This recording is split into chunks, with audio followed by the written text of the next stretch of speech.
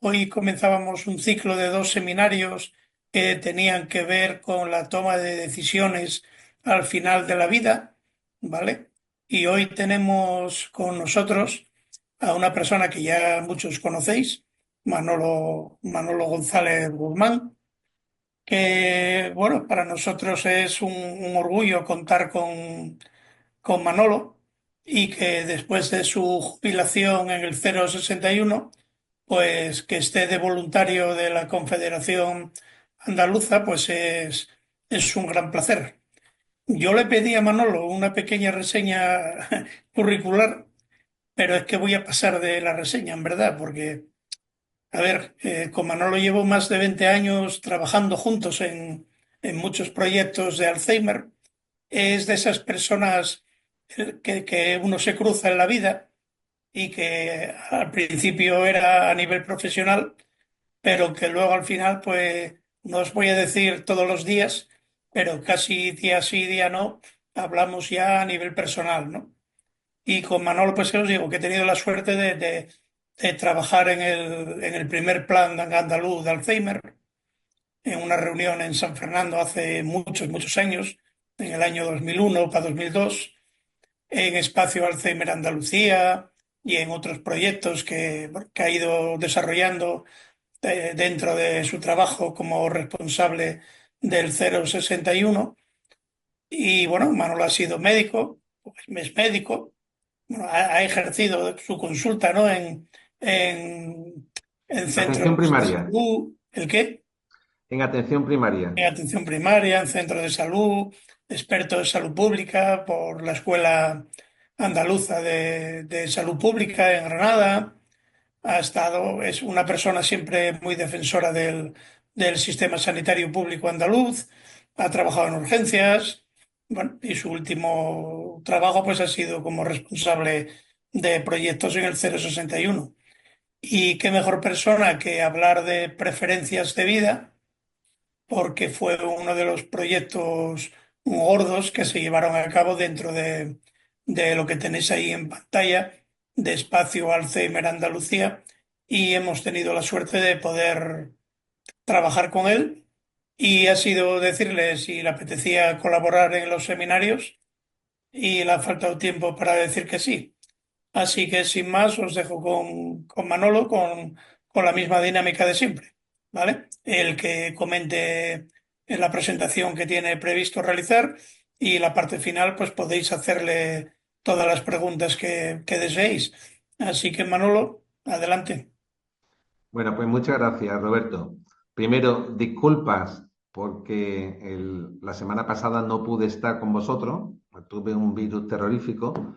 Y segundo, también porque la página web donde está preferencias de vida, pues ha coincidido con el cambio del certificado de Google. Entonces, aunque ya se ha activado, Google tarda algún tiempo en abrir la web y hacerla visible. Pero vamos, yo creo que a lo largo de la tarde de hoy o mañana vuelva a estar operativa. Yo estoy encantado de estar aquí con vosotros. Estoy encantado y además viniendo para acá desde casa, que me he venido dando un paseo, eh, pensé en la frase de un médico que yo lo he leído mucho, y eso que es finales del siglo XIX. Es un profesional que tenía las ideas muy claras, muy avanzadas para aquella época. Fijaros que fue un médico de los que fundaron el hospital de John Hopkins y que se me vino la frase a la cabeza, ya os digo, dando un paseo para acá. Y esa frase, que es muy simple, dice que no hay que saber qué enfermedad tiene este paciente, sino qué paciente tiene esta enfermedad. Claro, vosotros diréis, ¿y por qué se te ha venido esa frase a la cabeza? Porque en el caso de Alzheimer, por lo que conozco desde hace tantos años, como dice Roberto, y tantas veces que hemos coincidido y de tantas reuniones, pues no es qué paciente tiene esta enfermedad, es qué familia tiene esta enfermedad, porque afecta de lleno a todo el entorno de ese paciente a lo largo de muchos años. Igual que se me vino a la cabeza esa frase, también hay otra frase que la digo muchas veces, que es cuando la ciencia y cuando la tecnología avanzan, se parece mucho a la magia. A veces podemos pensar que los avances en Alzheimer son lentos, y es cierto, son lentos, pero ya se entreven algunas puntas que son muy importantes a la hora de ver con optimismo el futuro. Ya sabemos, lo hemos dicho en muchas ocasiones, cuáles son los factores de riesgo, o sabemos la importancia que tiene la estimulación cognitiva, o sabemos de la importancia que tiene el reservorio cognitivo, que de hecho esta semana compartía con Ángela García, vuestra presidenta de Confeafa, pues una noticia que decía la importancia de empezar a llenar el reservorio cognitivo desde que uno es niño. Eh, entonces, esas dos frases es sobre lo que yo quiero que gire un poco lo que os voy a contar, que no es ninguna clase para tomar apuntes, sino es simplemente lo que hemos hecho a lo largo de tantos años, ¿no? Mirad, la primera transparencia la he escogido a propósito. Formáis parte de algo tan importante como que sois buena práctica para Europa. Es decir, la Dirección General de Fondo Europeo y la Secretaría de Estado para temas de presupuestos, gastos y demás en relación con la Unión Europea y proyecto europeo, dice que Espacio Alzheimer es una buena práctica. Ser una buena práctica, fijaros lo que viene arriba, es una manera de hacer Europa. Es decir, quien quiera trabajar en el territorio europeo en el ámbito del Alzheimer tiene un espejo donde mirarse, que se llama Andalucía, que se llama Confederación Andaluza y que se llama Asociaciones de Familiares. Y de eso hay que estar muy orgulloso.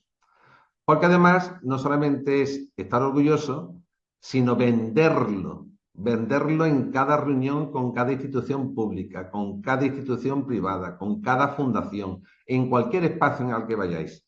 Somos buena práctica. Y buena práctica incluye todo. Incluye desde lo que es recepcionar al paciente y a la familia, incluye todo lo que es, como espacio Alzheimer, el tema de calidad y el avance tan grande que habéis hecho en ese camino, que es muy complejo y que es muy difícil, y las ganas de seguir haciéndolo, incluye cada actividad que hacéis en el día a día. Incluye, que ya lo dije en alguna ocasión, estar abierto todos los días del año a cualquier hora del día.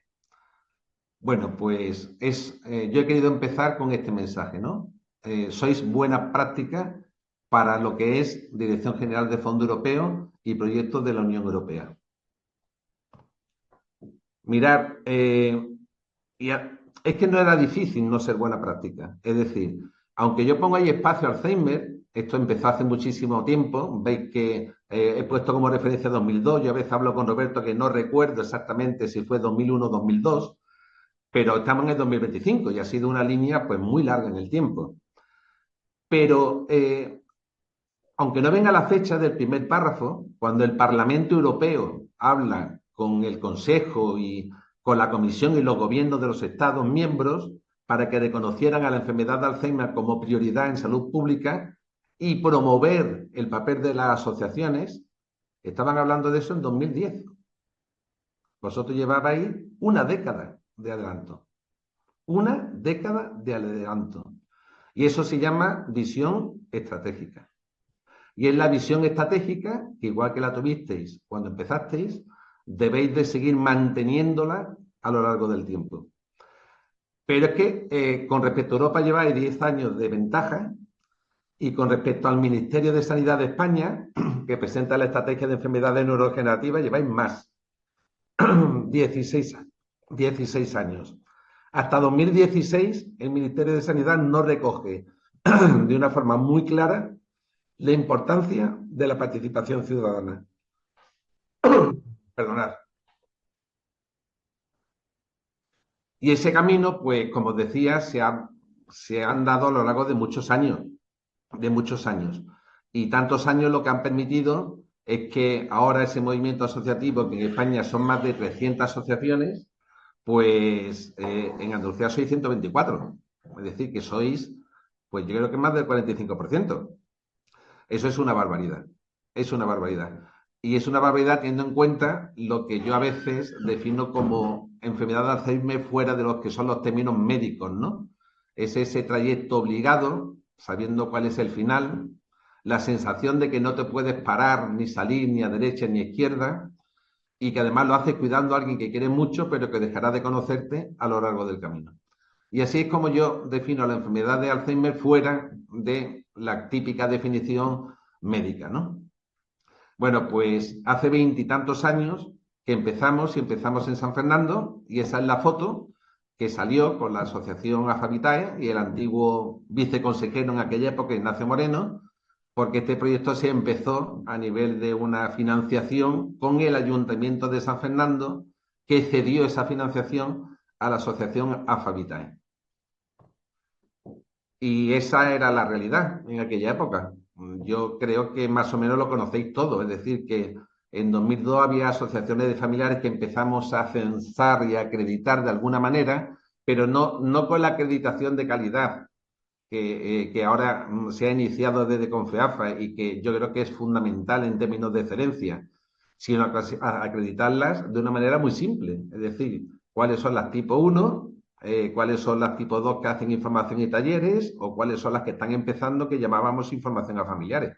Y con una serie de programas que fueron financiados desde la consejería, desde programas de videoconferencia o el seguimiento de la atención primaria, los programas de evaluación, rehabilitación, los programas de formación, todo eso se empezó a andar en el año 2000. Y os vuelvo a repetir, 10 años antes de que Europa se diera cuenta de la importancia de la participación ciudadana, 16 años antes de que el Ministerio empezara a hablar de la ciudadanía como una estrategia clave en la atención y en los cuidados a los pacientes con Alzheimer.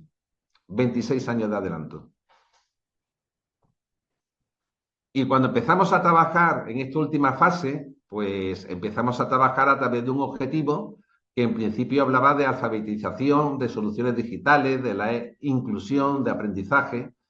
Pero fijaros que el éxito yo creo que fue contar con mucha gente que sabían y que tenían experiencia en algunos de los entramados tan complejos que tiene la enfermedad de Alzheimer. Por eso, desde la organización en la que yo estaba, que antes era Empresa Pública de Emergencia, hoy en día es Centro de Emergencia Sanitaria del SAS, el Servicio Andaluz de Salud, la Escuela Andaluza de Salud Pública, por supuesto la Consejería, en el centro estaba Confeafa. Es que todo tenía que girar a través de Confeafa. Es donde estaba recogido todo ese conocimiento y toda esa experiencia de tantos años, ¿no? Y ese esfuerzo continuo. Pero también había sociedades científicas que queríamos que estuvieran para que avalaran todo lo que íbamos a hacer. Estaba la Sociedad Andaluza de Medicina Familiar y Comunitaria, estaba la Sociedad Andaluza de Neurología y estaba la Facultad de Psicología de la Universidad de Sevilla. ¿Y por qué estaba la Facultad de Psicología? Pues para preferencias de vida. Es decir, os voy a contar, mirar, al salir de la consulta, cuando se confirma el diagnóstico, cuando llega a casa, cuando estás solo, o cuando estás sola con el paciente, ¿a quién recurres? Eso es un caso de uso. Y así empezamos Espacio Alzheimer Andalucía, con un caso de uso. Y en ese caso de uso lo dirigimos a una de las 9 grandes áreas de actuaciones que había en la Unión Europea, que eran proyectos dirigidos a mejorar la calidad de vida de los familiares de los pacientes. Y ese caso de uso es tan simple como recoger y preguntar a los que saben, a los que están todos los días con esos pacientes y con esos familiares. Y así empezamos a trabajar Espacio Alzheimer. Y cuando empezamos con ellos y les preguntamos algo muy simple, ¿qué pregunta la familia? ¿Qué pregunta el cuidador? ¿Qué es lo que con más frecuencia os suelen preguntar en cada uno de vuestros ámbitos de trabajo? Da igual que sea una consulta de neurología, de atención primaria de medicina, de enfermería, trabajo social, vosotros psicólogos, neuropsicólogos de las asociaciones, ¿qué es lo que preguntan? Y sobre lo que preguntan vamos a hacer los bloques de más frecuentes donde podemos meter todas esas preguntas. Yo siempre le llamaba los bloques de preguntas, los bloques de interés. Y dentro de esos bloques de preguntas y de esos bloques de interés, pues aparecieron 12. La gente nos pregunta sobre la prevención, la gente pregunta sobre el diagnóstico, la gente pregunta sobre la clínica, sobre la sintomatología. Los profesionales de atención primaria tienen unas preguntas muy concretas que le realizaban sobre todo los familiares, las complicaciones médicas. Y una vez que teníamos muy claro cuáles eran los bloques donde podíamos meter todas esas preguntas que a diario respondían los profesionales, pues empezamos a hacer las preguntas y a contestarlas. Y eso constituyó el núcleo duro de conocimiento de todo Espacio Alzheimer Andalucía. Simplemente un caso de uso. Y un caso de uso que tuviera muy claro que tenía que informar, que tenía que formar, que tenía que concienciar, que tenía que difundir y que tenía que asesorar acerca de la enfermedad de Alzheimer. Y en el centro he puesto concienciación porque ni más ni menos preferencias de vida es concienciar a la ciudadanía de que puede llegar un momento en el que no va a ser capaz, en el caso de tener la enfermedad o un deterioro cognitivo, de decidir sobre cosas básicas, sobre cosas sencillas, sobre cosas del día a día. Y las cosas sencillas y las cosas básicas son muy importantes. Son tan importantes que muchas veces cuando habléis, yo he tenido la ocasión de hacerlo en mi época asistencial. Cuando yo iba a casa de algún paciente a hacerle una visita domiciliaria, eh, además de que pudiera tener más o menos molestia, a veces crisis de dolor y demás, era la impotencia de levantarse del sillón, de levantarse de la cama, de no poder asearse, de no poder lavarse, ducharse solo, de no hacerse un café. Entonces, todo lo que parece tan sencillo y todo lo que es tan cotidiano, a veces lo podemos perder. Entonces, una manera de concienciar a la gente que visitara la página web era preferencias de vida. Y por eso estaba la Facultad de Psicología. Porque queríamos que cuando preferencias de vida saliera a través de la página web, estuviera evaluada y estuviera totalmente certificada, por decirlo de alguna forma, por gente experta en hacer cuestionarios y en validar cuestionarios. Entonces, ese cuestionario lo hicimos con la Facultad de Psicología. Y en ese momento es cuando la Facultad de Psicología de la Universidad de Sevilla se incorpora al grupo de trabajo. Y empezamos a hacer lo que es la página web, entre una de sus entradas, pues está preferencias de vida.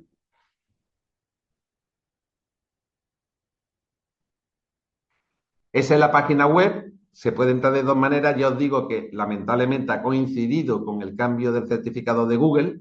Se podría entrar, no obstante, sin ningún problema. Lo que pasa es que Google, hasta que no tiene el certificado pagado y cobrado, pues manda un mensaje que es como muy alarmante, ¿no? Si entra, puede atacarte tu equipo. No es cierto.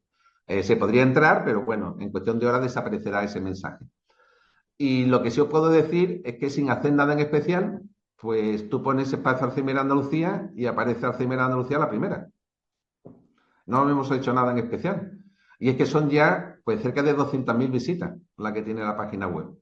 Una página web que si no la conocéis y entráis, veréis que tiene incluso unos microespacios que hablan pues sobre el día a día de la enfermedad desde los primeros síntomas hasta la fase final. Y son espacios grabados en vídeo, son 15 que están dramatizados y que fue la última incorporación que hicimos a ese espacio Alzheimer Andalucía como página web. Bueno, ¿y qué es lo primero que se encuentra en la página web? Pues el sabías qué. Y el sabías qué son los bloques de interés. Son los bloques que os decía al principio, que entre todos los profesionales multidisciplinarios que configuraban ese equipo de trabajo inicial, pues decidieron que debían de contener todas las preguntas y todas las respuestas con idea de ser muy proactivos, con idea de informar, con idea de asesorar a cualquier persona que entrara a pedir información. Y pensando en que, vuelvo para atrás, el caso de uso. Salgo de la consulta, dicen que mi padre, que mi madre, que mi pareja padece una enfermedad de deterioro cognitivo o directamente que es un Alzheimer. ¿Qué hago? ¿A quién le pregunto? ¿Quién puede resolver mis dudas? ¿Qué hago a partir de esta noche? Algo tan simple como, ¿y le vendrá bien o le vendrán mal las pastillas que estás tomando? Para otra enfermedad o para cualquier otro proceso que tenga.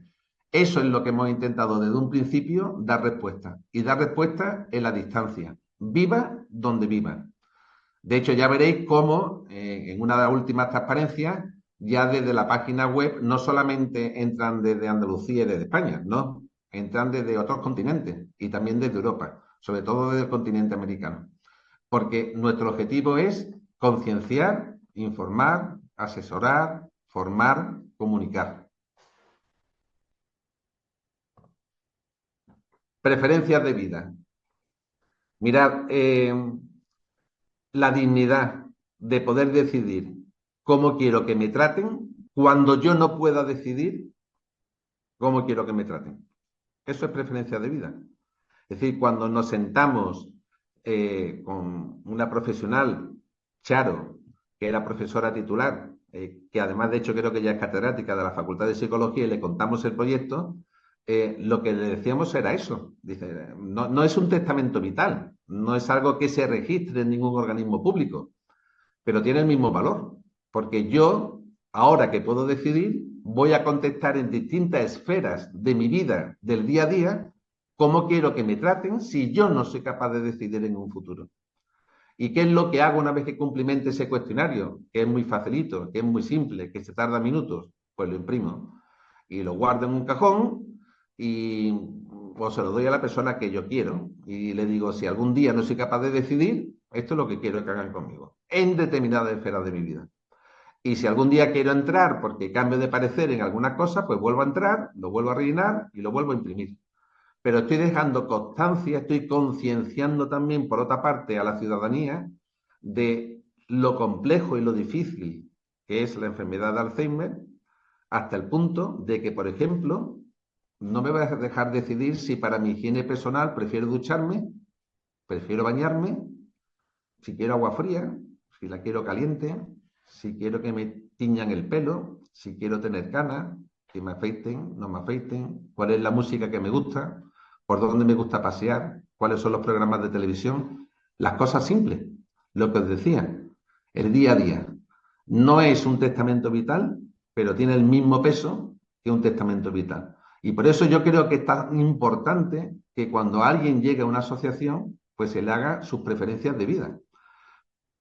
Pero se le haga sus preferencias de vida en el caso de que esté en una fase inicial, que me imagino y sé que en muchísimos de los casos es así, donde puede especificar cómo le gusta que le traten, pero es que también este cuestionario sirve no solamente para las asociaciones de familiares, sino para cualquier persona que, por ejemplo, entre en un centro residencial porque decida entrar en un centro residencial.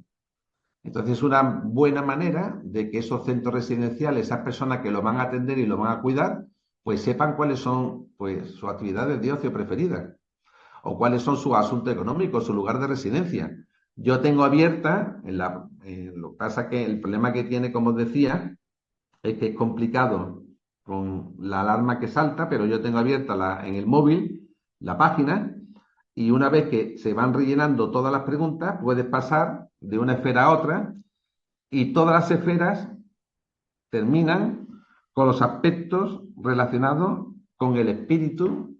Por ejemplo, soy creyente, no soy creyente, quiero que me visite un sacerdote o no me visite, o de cualquier otra religión, o por ejemplo, quiero que una persona que es de mi familia, con la que yo tenía una pésima relación, nunca venga a verme, o si venga a verme. Es decir, preferencias de vida, lo que recoge es todo lo que tú ahora ves como preferente en tu vida del día de hoy y quieres que siga siendo preferente en tu vida de dentro de 15, 20 o 30 años, donde si te preguntan no vas a ser capaz de decidir. Aparte de eso, fijaros cómo hemos avanzado.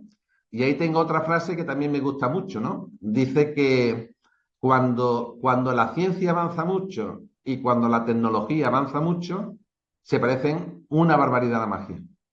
Bueno, pues aunque parezca mentira, en el Alzheimer, a nivel de ciencia, se empieza a avanzar, como os decía, y se empieza a avanzar parecido a la magia. Yo, por ejemplo, hace 30 y tantos años, cuando estaba haciendo la especialidad, o no, 30 y tantos no, más de 40, yo nunca pensé que a un paciente que se operaba de vesícula biliar, que eran 10 días, 7 días mínimos de ingreso en el hospital, al cabo de los 40 años, menos, hace 10, 8, 10 ya se hacía, iban a estar horas sentados en un sillón. Nunca me lo pude imaginar. Es decir, gente que entraba en el hospital un lunes y salían el lunes siguiente y que ahora entran a las 8 de la mañana en una unidad de cirugía ambulatoria y a las 6 de la tarde están en su casa. ¿Por qué? Porque ha avanzado la tecnología y se hace la laparoscopia, porque han avanzado los fármacos anestésicos, porque ha aparecido la sedación y porque se aprende. Y con el Alzheimer, que es la punta de esperanza que yo tengo, que hablamos muchas veces y coincidimos con Ángela, con Roberto, con María, con Antonio, es el avanzar poco a poco, pero cada día es algo nuevo. Hace tiempo se hablaba de la beta-amiloide. Si estuviste en el Congreso de Huelva, viste la magnífica charla que dio María Antonia y José Luis Cantero sobre la beta-amiloide, sobre el tau, pero aparece ya un sistema glial que también tiene mucho que ver con la enfermedad. Aparecen nuevos fármacos que aunque tengan muchos efectos secundarios, pero ya hay una nueva terapia de anticuerpos monoclonales. Aparece el diagnóstico de biomarcadores, que aunque sea muy agresivo, y yo creo que eso va a cambiar, y no va a tardar mucho en que haya biomarcadores que no sean tan agresivos como el actual de la punción lumbar, llegará un momento en que si darnos cuenta, poco a poco estaremos pasando de esa ciencia y de esa tecnología a algo, ojalá pronto, parecido a la magia, ¿no? Bueno, pues lo que antes era una pregunta a través de un ordenador, ahora es una línea telefónica abierta 24 sobre 24 horas a la que queremos meter inteligencia artificial. Y queremos meter la inteligencia artificial para que las respuestas se adapten cada vez más a los que los pacientes o los familiares puedan preguntar a través de esa línea telefónica. Y queremos que haya una inteligencia artificial que esté colocada en esa línea telefónica de la línea Alzheimer, que sabéis que funciona todos los días 24 sobre 24 horas, para que cada día se adapte más a lo que realmente pregunta ese paciente, pero no a las 9 de la mañana, sino cuando a veces entran las llamadas y se lo responden. Un sábado a las 12 de la noche, un día entre semana a la madrugada, a las 4 de la madrugada. Mi padre no se duerme, mi madre está alterada, ¿qué hago? Bueno, pues yo creo que ahí se va a notar cómo ese avance de la ciencia debe de empezar a parecerse a la magia, y yo creo que la inteligencia artificial puede ayudar mucho. Pero de lo que era un simple cuestionario en la página web, pues ya estamos hablando de una línea Alzheimer y de ese paso, de ese objetivo, de esa estrategia, de que en el futuro pues sea una línea Alzheimer que tenga como fuente y como referencia la inteligencia artificial, que esté mucho más adaptada a los ciudadanos, a los familiares, al día a día y a lo cotidiano. Porque mirad, una de las cosas que a mí más me llamó la atención cuando, antes de jubilarme, fue una reunión que tuve con compañeros de centros de coordinación del 061. Sabéis que hay uno en cada provincia y allí se atienden todos los días todas las llamadas de los ciudadanos en temas de salud, urgencia o emergencia. A partir de las 11:30 a las 12 de la noche, todos los días, no hay ninguno que se libre, llaman muchísimas personas que están solas. Llaman y dicen la verdad, no dicen estoy enfermo, no dicen me duele esto, dicen algo tan simple y tan humano como tengo miedo, estoy solo, estoy sola, ha fallecido mi pareja, no soy capaz de conciliar el sueño, ¿qué hago? Entonces, yo creo que sobre la soledad no deseada, sobre esa soledad no deseada que en muchos casos van a terminar en deterioro cognitivo, sobre las posibilidades que nos dan las nuevas tecnologías, los avances en la innovación. Sobre todo eso tenemos que seguir trabajando, porque ahí tiene que haber una respuesta. Y tiene que haberla porque igual que sabemos que el Alzheimer es muy complejo a la hora de hacer ese diagnóstico inicial y, por supuesto, a la hora de recibir un tratamiento que sea efectivo o que al menos frene la enfermedad, es que estáis haciendo el viaje solos. Es decir, es que una cosa es que la enfermedad sea tremendamente compleja, y lo es, y otra cosa es hacer el viaje solo. Lo que no ha acompañado en ningún momento todo lo que es el desarrollo de una enfermedad de Alzheimer, que puede ser 8 años, 9 años, 10 años, es un apoyo permanente, real y efectivo de servicios de las administraciones para aliviar esa etapa tan difícil y tan compleja como es desde el diagnóstico hasta la fase final de la enfermedad. Por eso se hace tan solo. Bueno, esto sí lo habréis conocido, bueno, me imagino que sí, que alguna vez habréis entrado en la página web y habréis visto que hay otras muchas cosas, desde microrelatos, galerías de arte, experiencias de vida, porque ya os decía que la concienciación y la difusión es muy importante. Cuando empezamos a hablar de esto hace ya muchos años, Yo nunca pensé que al cabo de los veintitantos años, como dice Roberto, que llevamos trabajando juntos, iba a abrir un día internet, iban a entrar en una revista de neurología y me iba a encontrar que las familias siguen diciendo que no tienen información sobre la enfermedad de Alzheimer. Yo creo que son familias que no son de Andalucía. Es decir, estoy convencido de que cualquier familiar que tenga contacto con una asociación de familiares tiene toda la información posible y disponible desde que contacta con la asociación hasta el final. Esto es lo mismo. Otras cosas que hicimos, pues las aulas de formación virtual. Este aula de formación virtual ha estado abierta desde la Escuela Andaluza de Salud Pública durante los años que duró la primera fase de Espacio Alzheimer Andalucía. Y están todas guardadas y todas almacenadas dentro de lo que es la escuela de pacientes. Mirad lo que os decía. En esta transparencia aparecen 184.000 usuarios, son 190 y tantos mil a día de hoy, pero fijaros cómo ya empieza a verse perfectamente cómo hay otros continentes desde donde entran en la página web. Y algo que es muy importante, el gráfico de entradas y salidas desde el dispositivo se mantiene constante. Nunca hay llanos. Hay días que son más, hay días que son menos, pero siempre es constante. Me acaba de pasar María, gracias María, que ya está operativa la página web. Es decir, que ya si ponéis Espacio Alzheimer Andalucía, entráis en la página web y tenéis todos los vídeos que colgamos, que de verdad merece la pena porque es una biblioteca que nos llevamos muchísimo tiempo trabajándola, argumentando cada uno de los guiones y cada una de las dramatizaciones que hay contenido dentro de los vídeos, y yo creo que eso puede servir mucho también para las familias, ¿no? Y fijaros qué cosa más curiosa. En la edad del 100% del total de sesiones, donde más entran es de los 25 a los 34 años. Y vosotros podríais decir, yo me lo preguntaba, ¿y por qué? Porque si sumas de los 25 a los 44, prácticamente entra casi el 50%. Pues pueden ser hijos e hijas, perfectamente. Pueden ser nietos y nietas. Porque a partir de los 55 baja una barbaridad. El 5,5 y el 5,5. Es decir, que sabemos que a esta página web está entrando personas que posiblemente estén cuidando a familiares con la enfermedad de Alzheimer. Y esa es la línea del tiempo completa.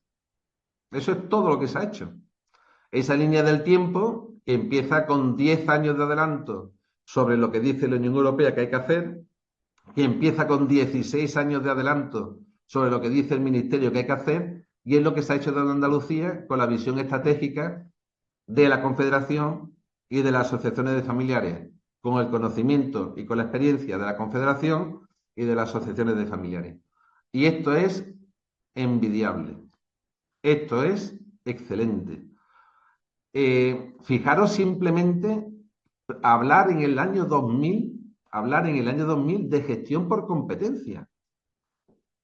La gestión por competencia ni siquiera se hablaba en esa época o se empezaba a hablar en el sistema sanitario público de Andalucía. Es decir, ¿qué es lo que tiene que hacer la psicóloga, la neuropsicóloga, el trabajador social, la enfermera o el enfermero de la asociación, el conductor, el jardinero, la administrativa? Es decir, hablar de gestión por competencia desde el ámbito de la ciudadanía en el año 2000.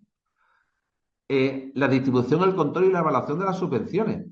La hacíais entero. Es decir, el primer plan andaluz de Alzheimer que decía Roberto que hicimos, se hizo con una condición. Confeafa recibía el 100% de la financiación. Y Confeafa distribuía, controlaba, evaluaba todas las subvenciones que se recibían desde la Consejería de Salud.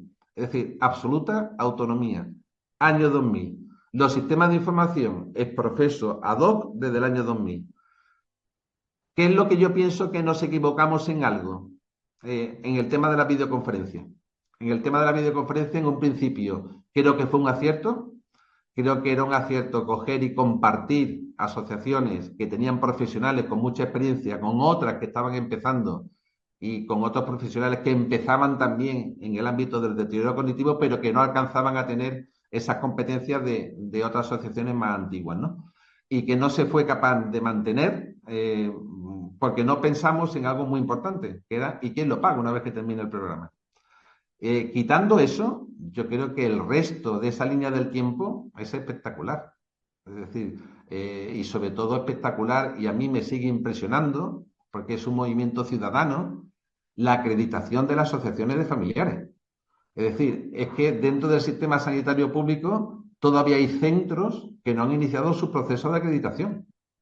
Y decir que hay ciudadanos que tienen abierto todos los días de lunes a viernes unas asociaciones donde se hace estimulación cognitiva, que es fundamental dentro de la visión estratégica, es una realidad y se acerca a la magia que os decía de la innovación y de que cuando la innovación y la ciencia avanzan, parece que es magia y lo es, y hay evidencia científica de que la estimulación cognitiva y está recogido en el Cochrane ayuda, frena, es que lo hacéis.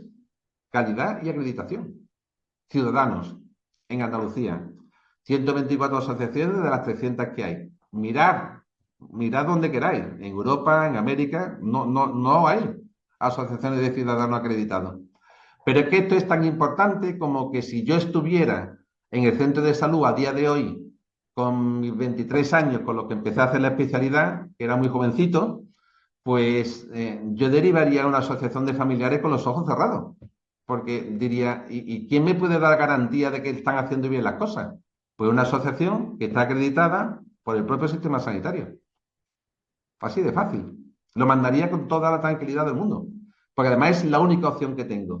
Y en esto también enlazo con lo que decía antes. 10 años que dura la enfermedad, un camino muy largo, una ciencia que avanza lentamente, aunque avanza, pero que no ha habido ese apoyo para el día a día que necesita la familia y que necesitan los cuidadores. Ahí están las asociaciones de familiares. Entonces, todo esto en 24 años es una barbaridad. A mí me gustaría que fuera más todavía, es decir, a mí me gustaría que todo lo que se hace a nivel de las asociaciones pues estuviera dentro del propio sistema sanitario. Es decir, cuando alguien abre el DIRAYA en una consulta de primaria, sea el profesional de medicina, sea la profesional de enfermería, sea el trabajador social, que sepa que ese paciente que está tratado en una asociación, ¿cómo va? Si eso lo hacemos con los especialistas. Es decir, tú tienes acceso al informe que hace el cardiólogo, el neurólogo, el cirujano de un paciente que tú remites al neurólogo, al cardiólogo o al neurocirujano o al neurólogo, a quien sea, o al dermatólogo. ¿Por qué no desde una asociación acreditada en calidad no va a poder tener acceso profesionales de atención primaria a ver cómo evoluciona ese paciente que tienen ellos en su consulta, pero que están haciendo estimulación cognitiva? Es que eso ayuda muchísimo. Es que si tú sabes que ese paciente está estable a lo largo del tiempo, que ese paciente sigue siendo capaz de decidir, sigue siendo capaz de tomar decisiones en aspectos básicos de su vida del día a día. Y yo decía el drama que es para muchas personas conscientes, sin deterioro cognitivo, el perder la autonomía personal para las cosas básicas. Es fundamental. Bueno, pues yo quiero pensar que en la historia de salud digital de Andalucía algún día haya un enlace por el cual esos profesionales puedan entrar en la página web de Espacio Alzheimer, puedan registrarse y puedan acceder a la AFA de Rota, o a la AFA de Chipiona, o a la AFA de San Lucas, o a la AFA de Motril, o a la AFA de Ronda. Y que una vez que entren puedan tener el informe de los profesionales que atienden a esa persona en el día a día y vean cómo va evolucionando. Esto debe de ser posible. Y es innovación. Y no debería de ser magia, aunque puede ser que sea magia porque es muy complejo el cambiar dinámicas, pero debería de ser lo normal. Esto debería de ser un circuito cerrado, un proceso de atención continuado, desde el diagnóstico hasta la etapa final. ¿Y ahí quién es el actor principal? No es el sistema sanitario hoy día. El sistema sanitario va a controlar médicamente o analíticamente las complicaciones que tenga ese paciente. El día a día es la estimulación cognitiva, mientras que sea factible hacer estimulación cognitiva. Y ese seguimiento y esa prescripción, igual que debe de estar toda la información de los pacientes accesible para atención primaria, también debería de estar accesible para el familiar, que cuando salga a la consulta sepa, porque aparece en su hojita de prescripción o en su hojita donde va la analítica que se tiene que hacer, que existe la línea Alzheimer, que existe la web Alzheimer, que existe Espacio Alzheimer Andalucía.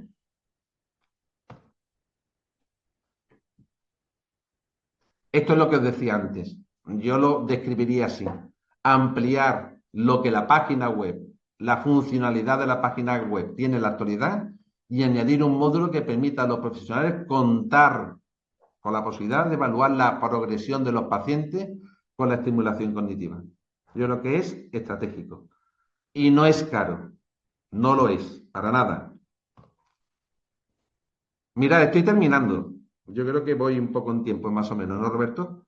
Y cuando decía lo de la visión estratégica y de que no todo es negro y que la ciencia y la tecnología pueden parecerse a la magia y la enfermedad de Alzheimer es verdad que roba nuestra memoria, nuestra independencia y nuestras vidas, pero el cambio de visión hay que hacerlo, porque conocemos los factores de riesgo, porque sabemos que hay biomarcadores, porque sabemos que hay avances farmacológicos, porque sabemos que la estimulación cognitiva es un tratamiento no farmacológico, pero que ya hay evidencia científica de que funciona, que frena la enfermedad, eh, potenciar y cuidar y ejercitar nuestro reservorio cognitivo desde la infancia, si es que ya lo decíamos, si es que llevamos mucho tiempo diciéndolo, incluso antes de que empiecen a aparecer esos artículos que os decía que he compartido con Ángela.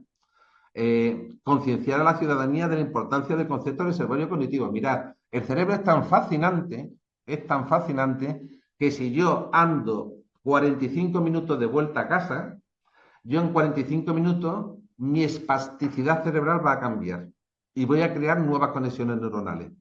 Y vosotros diréis, ¿por qué? Yo también me lo preguntaba. Yo sé, porque he visto muchas veces a pacientes cuando estaba en la época asistencial que han tenido severos traumatismos craneoencefálicos y que vuelven a tener una vida prácticamente normal. Pero quitando ese escenario que es tan radical, voy a ponerme en el escenario de una persona que ha estado 42 años y pico dentro del sistema sanitario. Cuando yo paseaba, no paseaba. Cuando yo paseaba, pensaba. Y pensaba en los proyectos del día a día. Y pensaba en la llamada que tenía que hacer el día siguiente. Y pensaba en los correos electrónicos que tenía que contestar. Y pensaba si me llegaba una llamada, temblaba, pues decía, por Dios, que son las 7 de la tarde. Ahora no. Ahora paseo y miro. Paseo y observo. O no pienso. Y he descubierto sitios por donde andaba que había unos áticos preciosos. Y áticos donde ahora, en el mes de febrero, hay unas bogambillas espectaculares. Incluso en algunos, algún limonero. Sí, eso es reservorio cognitivo. Eso es plasticidad cerebral. Y yo la quiero estimular a diario. Concienciar a la ciudadanía es fundamental. Venderlo. Igual que podéis vender la página web, igual que podéis vender la línea Alzheimer, igual que podéis vender todos los que sois protagonistas y es vuestro como asociaciones de familiares. Y está a vuestra disposición como carta de presentación, como catálogo de servicios. Vender la importancia del reservorio cognitivo. Cuando vayáis a hablar con un alcalde, con una alcaldesa, con una concejala, con un concejal, hablar y pensar en la gente joven, que no lo hace nadie, que no lo hace nadie en ningún sitio. Ser los primeros, ser pioneros, hablar de actividades para la gente joven. Y después, pues diseñar, operativizar programas específicos para las personas cuidadoras que estén basados en la proactividad. Eso siempre, eso siempre. Y veréis que va a haber, en esta vida siempre se ha dicho que las tecnologías no son neutras, y eso es cierto. Es decir, no hay ninguna tecnología que sea neutra, todo depende del uso que se le dé. Un ordenador no es neutro per se, ni un módem es neutro per se, pero depende del uso que yo le voy a dar. Se van a decir barbaridades de la inteligencia artificial a favor y en contra. El término medio. El término medio es que la inteligencia artificial abre un mundo desconocido. Abre un mundo que es capaz de aprender a una velocidad vertiginosa.